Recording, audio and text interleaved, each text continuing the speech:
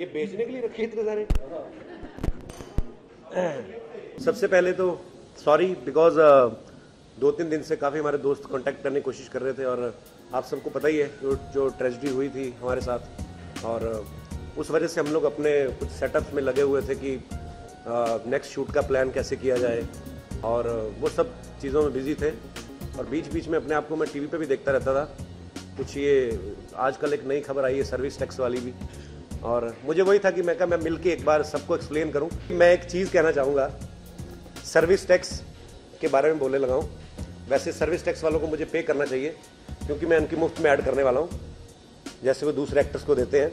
मैंने खुद न्यूज़ में देखा कि मैंने 65 लाख की टैक्स की चोरी की है, तो मुझे हंसी भी आई सुन के। मैंने कहा यार ये कोई टैक्स की चोरी नहीं थी, बेसिकली ये जो सर्विस टैक्स लागू हुआ है ये एक्टर्स के ऊपर पिछले जुलाई से लागू हुआ है, और मैंने तो बचपन से एक ही टैक्स सुना था, इनकम टैक्स, तो कभी ये सर्विस टैक्स का पता नहीं था।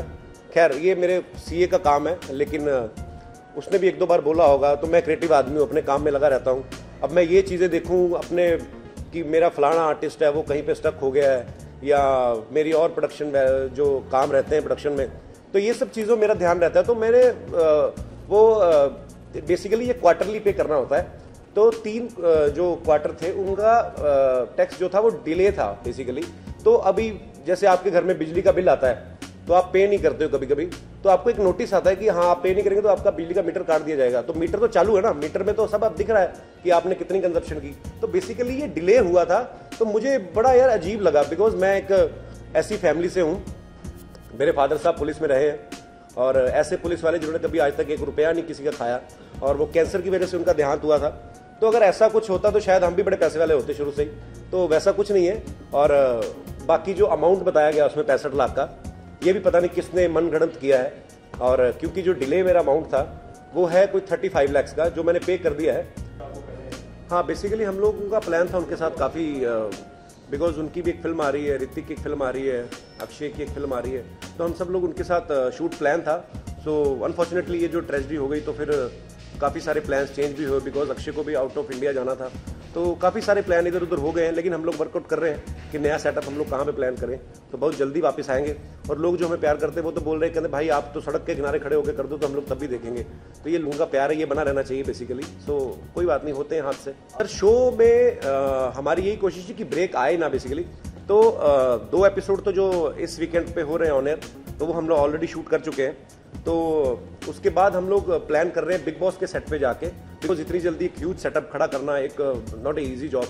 तो हम लोग कोशिश कर रहे हैं कि फिर भी हमारी तरफ से जितनी जल्दी हो सके, और वायाकॉम 18 कलर्स चैनल, इनकी हमें बहुत सपोर्ट है, बिकॉज इन्होंने हमें इतना हौसला दे कि नहीं कोई बात नहीं, आप घबराइए नहीं, हम लोग जल्दी ही आपका एक बड़ा सेटअप दोबारा शुरू करेंगे।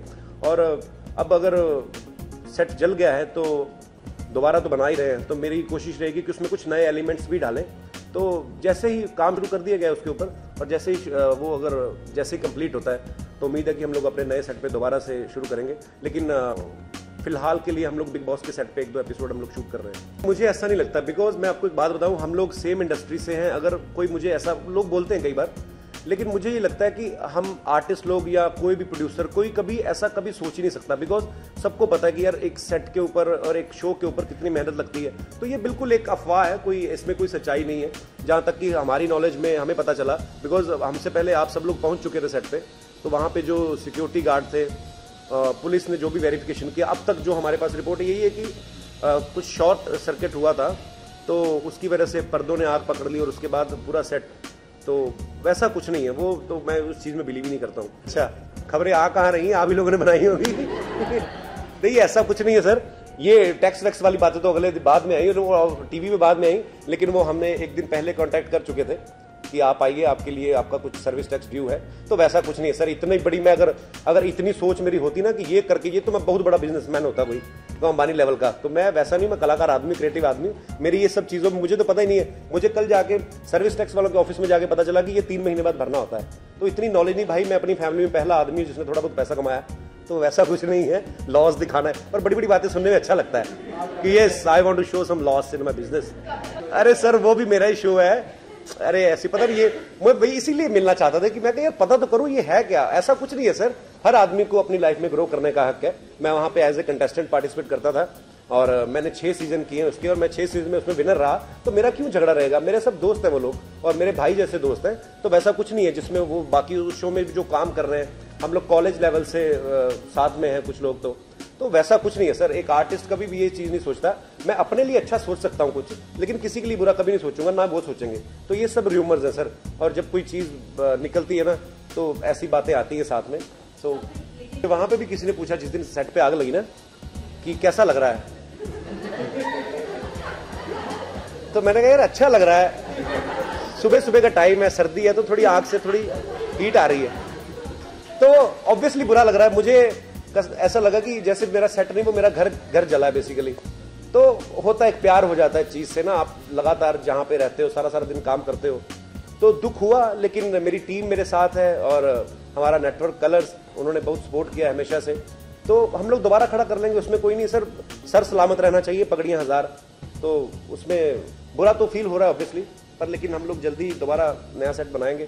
मेरे को, मैं खास तौर पे मेंशन करना चाहूँगा, बहुत सारे लोग, और बॉलीवुड का हमेशा ही ये एक रहा है कि बड़ी खबरें हमें सुनने को मिलती हैं, जी फलाने के साथ अच्छा संबंध नहीं है ये, लेकिन हमारी इंडस्ट्री की खासियत है, जब भी कभी कोई ऐसा संकट आता है तो सब लोग एक साथ इकट्ठा हो जाते हैं। मुझे कल, आप यकीन नहीं करेंगे, लता जी का फ़ोन आया, और लता जी ने कहा कि अगर तुम्हें किसी भी तरीके की हेल्प चाहिए, कोई पैसे को लेकर या वैसे, तो मैं क्या कर सकती हूँ तुम्हारे लिए। तो मेरा दिल कर रहा था कि लता जी को वो गाना सुना देंगे आप, तो मैं बोल ना पाऊँ उनको, कि वो सोचेंगे यार मैंने अफसोस करने के लिए फ़ोन किया, तो ये बंदा क्या बोल रहा है। तो मतलब मेरे लिए बहुत बड़ी बात थी वो, और मैंने उनको ये कहा भी, मैंने कहा मेरे फादर साहब आपके इतने फ़ैन थे, अगर वो होते कि आज उनको पता चलता कि मेरे बेटे को लता जी का फ़ोन आया, चाहे किसी भी कॉन्टेक्स्ट में आया है, चाहे कुछ ट्रेजेडी हुई है उसके लिए आया, लेकिन मेरा वो दुख एक थोड़े पलों के लिए बिल्कुल भूल गया था मैं, और मुझे समझ में नहीं आ रहा था कि मैं उनके साथ क्या बात करूं। तो बड़े सारे लोगों ने, रोहित शेट्टी ने, शाहरुख भाई ने, फिर बहुत सारे, मतलब तमाम इंडस्ट्री के लोगों ने यही किया कि हम तुम्हारे साथ हैं, हम सेट खड़ा कर देंगे तुम्हारे, बताओ कितनी देर में खड़ा करना है तुम्हारा। तो वैसा, तो इंडस्ट्री इस बात में तो एकजुट है, एक हम लोग परिवार की तरह है। थैंक यू सो मच, आप सब लोग आए, शुक्रिया।